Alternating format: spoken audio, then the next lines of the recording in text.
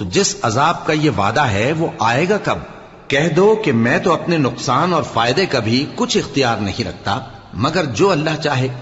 हर एक उम्मत के लिए मौत का एक वक्त मुकर्रर है।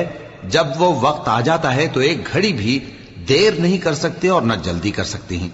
कह दो कि भला देखो तो अगर उसका अजाब तुम पर नागहां आ जाए रात को या दिन को, तो फिर गुनाहगार किस बात की जल्दी करती हैं?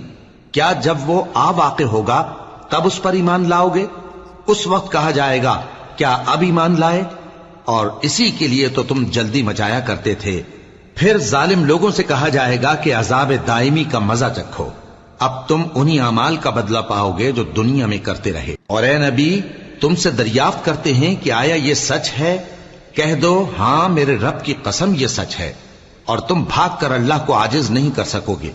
और अगर हर एक नाफरमान शख्स के पास